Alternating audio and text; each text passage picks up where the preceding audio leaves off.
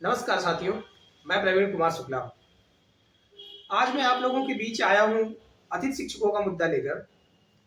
मध्य प्रदेश में लगभग 70 से 80 हजार अतिथि शिक्षक सरकारी स्कूलों में काम कर रहे हैं। किसी भी स्कूल को अगर देखा जाए तो बिना अतिथि शिक्षकों के संचालित नहीं है। उसका रीजन ये है कि मध्य प्रदेश में शिक्षकों के लगभग 10 से 12 साल हो गए शिक्षकों के पद रिक्त पड़े हुए हैं। 2011 के बाद भर्ती 2018 में आई थी, विधानसभा चुनाव के पहले, और वह भर्ती अभी तक चल ही रही है। उसमें पदों को पूरी तरह से भरा नहीं गया है। और भरने के बाद भी अगर देखें तो मध्य प्रदेश में 80,000 शिक्षकों के पद खाली हैं। जिन पदों पर अतिथि शिक्षक काम कर रहे हैं उनमें अतिथि शिक्षकों को बहुत ही अल्प मानदेय दिया जाता है, और अल्प मानदेय के साथ ही उनका कार्यकाल भी फिक्स नहीं है। आज वो यहाँ काम करते हैं, कल वहाँ रेगुलर शिक्षक ट्रांसफर होकर आता है और उसको पदमुक्त कर दिया जाता है। यह कैसी व्यवस्था है? जब नौनिहाल बच्चों को पढ़ाने वाला शिक्षक अपने को ठगा हुआ महसूस करता है और राज्य की सरकार अतिथि शिक्षकों पर बिल्कुल भी ध्यान नहीं देती है। उनका वेतन क्या है? जहां एक तरफ नियमित शिक्षक लाख रुपए की वेतन लेकर काम करते हैं और उनके समान ही कार्य करने वाला अतिथि शिक्षक 5,000, 7,000, 9,000 में काम करता है। एक अकुशल मजदूर को अगर देखा जाए तो उसकी मजदूरी भी इतनी कम नहीं होती है। साथ ही अतिथि शिक्षकों का क्या पेट नहीं है, या अतिथि शिक्षकों का घरबार नहीं है, अतिथि शिक्षकों के क्या खर्चे नहीं है? इन सबको देखा जाए तो हर माह वेतन की जरूरत पड़ती है, लेकिन अतिथि शिक्षकों को केवल दिवाली और दशहरे पे वेतन मिलता है, और तीसरा वेतन उनको होली पे मिल जाता है। बस पूरे कार्यकाल में उनको सिर्फ 3 बार वेतन दिया जाता है। यह कैसी व्यवस्था है? लगातार मांग कर रहे हैं, केवल एक ही मांग है कि अतिथि शिक्षकों को नियमितीकरण किया जाए, जैसा कि अन्य राज्यों ने किया है।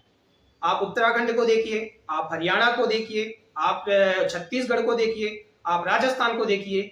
जब यहाँ की राज्य सरकारें अतिथि शिक्षक को नियमित कर सकती हैं, तो मध्य प्रदेश की सरकार ऐसा क्यों नहीं कर सकती?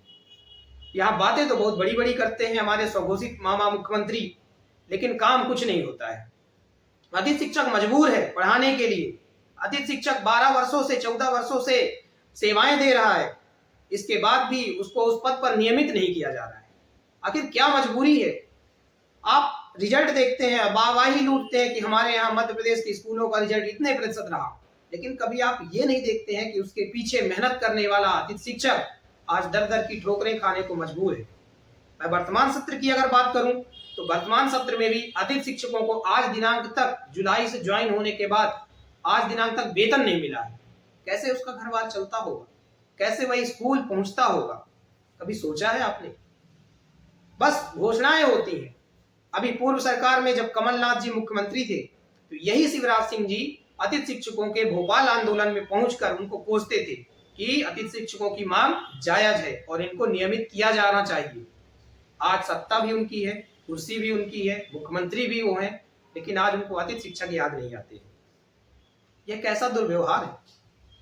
बाकी राज्यों में अतिथि शिक्षकों को सम्मानीय वेतन है। आज मैं अगर छत्तीसगढ़ की बात करूं तो छत्तीसगढ़ में उनको 27 से 28,000 रुपए मासिक मानदेय दिया जाता है, जबकि मध्य प्रदेश में सिर्फ कालखंड उनका आधार है।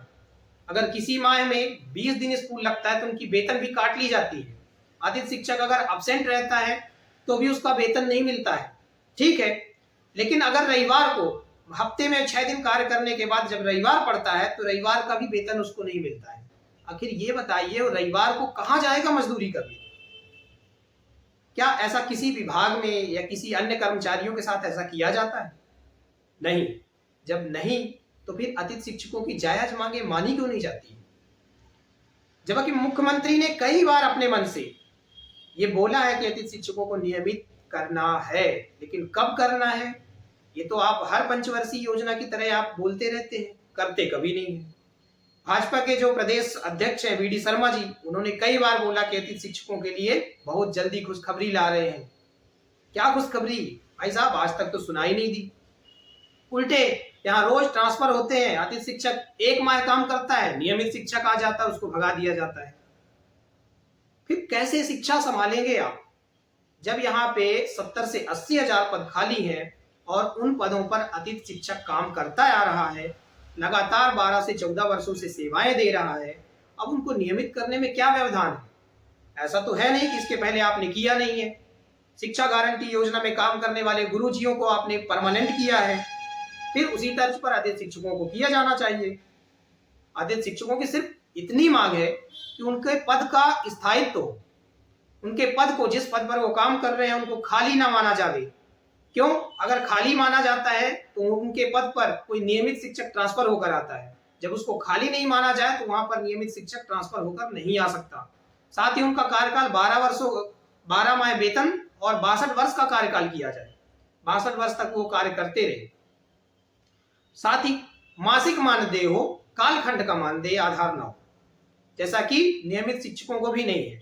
आप बात करते हैं समान वेतन समान कार्य की। जब समान वेतन और समान कार्य की बात करते हैं तो समान रूप से काम करने वाला, सुबह 10:30 बजे से 4:30 से 5 बजे तक काम करने वाला अतिथि शिक्षक इतने कम वेतन कैसे? क्या वो समान काम नहीं कर रहा है? स्कूल में कालखंड पढ़ाने के अलावा सारे शैक्षणिक कार्य, स्कूल से जुड़े हुए सभी कार्य करता है अतिथि शिक्षक, फिर उसको वेतन क्यों नहीं दिया जाना चाहिए? आखिर मुद्दा क्या है? दिल्ली की सरकार 32,000 36,000 रुपए वेतन देती है, मध्य प्रदेश में 5,000 7,000 9,000, क्या है? यह शोषण है। और यह शोषण माननीय मुख्यमंत्री शिवराज सिंह चौहान जी के जमाने से चल रहा है, जो आज तक अनवरत चल रहा है और उसका हल भी नहीं निकाला गया। कुछ दिनों पहले ग्वालियर से सिंधिया जी ने कहा था कि मैं अतिथि शिक्षकों की लड़ाई सड़कों पर आकर लड़ूंगा, लेकिन वो सड़कों से संसद तक पहुंच गए और अतिथि शिक्षक ज्यों का त्यों ठगा हुआ महसूस कर रहा है। यह दुर्भाग्य है मध्य प्रदेश का, जब अन्य राज्य अतिथि शिक्षकों को नियमित कर चुके हैं।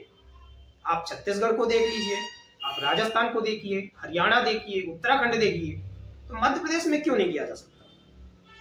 किया जा सकता है, लेकिन मामा की नीयत में खोट है। अगर आपकी नीयत सही है तो सब कुछ किया जा सकता है, पॉसिबल है। क्यों? क्योंकि इतने वर्षों से पढ़ा रहे शिक्षकों के पास बहुत एक्सपीरियंस है। जो आप नए शिक्षक रखते हैं उनसे कहीं ज्यादा, लेकिन आप चाहते हैं कि 5, 7, 9 हजार में बंधुआ मजदूर की तरह अतिथि शिक्षक काम करता रहे और हमें नियमित ना करना पड़े। यह ज्यादा दिन तक नहीं चलने वाला है। अतिथि शिक्षक जाग चुका है और अतिथि शिक्षक अपने हक की लड़ाई सड़कों में लड़ेगा और विधानसभा में भी तख्त पलट करेगा। अगर हमारी मांगे नहीं मानी जाती हैं तो विधानसभा में यह सब करके दिखाया जाएगा। विधानसभा की कुर्सी उस व्यक्ति को दी जाएगी जो यह करने में सक्षम होगा। मेरा यही कहना है कि मुख्यमंत्री जी जागें, अपनी चिर निद्रा से उठें और अतिथि शिक्षकों के हित में निर्णय लें, उनको पद स्थायित्व दें, 12 माह का वेतन हो, 62 वर्ष तक कार्यकाल हो, साथ ही जिस पद पर वो काम कर रहे हैं उस पद को रिक्त ना माना जाए। सिर्फ इतनी सी मांग है, आप पूर्ण करिए मामा जी। कुर्सी आपके हाथों में है और कुर्सी में आप बैठिए। धन्यवाद। जय हिंद।